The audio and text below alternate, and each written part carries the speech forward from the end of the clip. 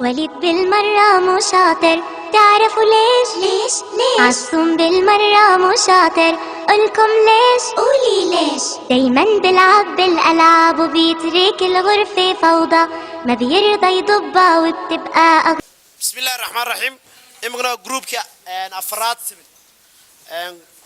جروبك أفراد ويان جلاس كتريسي waxaad hore ula socoteynaa aad soo aragnaa soo qiimeynay group 1 iyo group 2 iyo group 3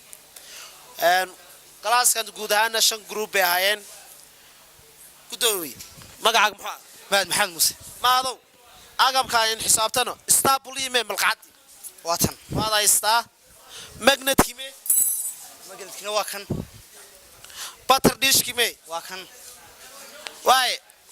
chemicalski iron me iron to watan ayeen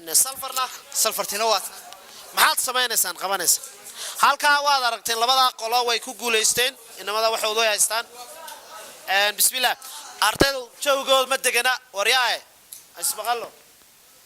ka daa joogna halkaana ha korinba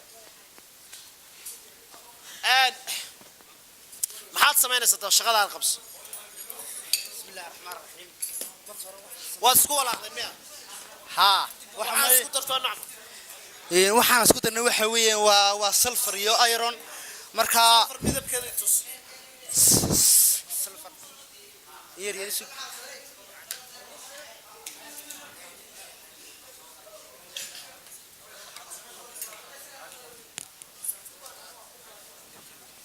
sulfur midabkeedu bismillahir rahmanir rahim sulfur midabkeedu waa kan وانا ku shubtayba markii hore aan sameeynay imika aye iron tus iron watan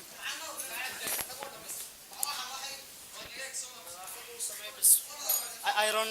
watan bas kuceli waxaad qabanaysaa maxaa la yiraahdaa tijaabadaad qabanaysaa waxaad shaban qabanna waxa la yiraahdaa physical change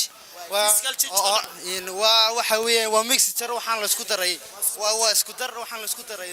iron iyo sulfur marka waxaan ku kala saari doonaa magnetin ma kala saari doonaa waxa soo baxay marka wixii ah metal wixiina metalna ma isku har doonaa bismillah metalka yaa metalka imka waxa ah iron sulfurtuna waxa noqon doontaa nin metal waa kan imika wada aragtaan imika waxa soo baxay waxa weeyaan waa ironti waxa meesha ku hareeyna waxa weey waa nin metal oo waana sulfur waxaasi waxa la yiraahdaa iron sulfurkina waad haysaa sulfurtina waa tana marka groupkaasi waxaan filayaa saas ku dhameeyeen milaa nasiibka waraabay leeyihiin simple experiment bay heleen gudoomiye maxaa dareemaysaa bismillah ilaahay baa mahad leh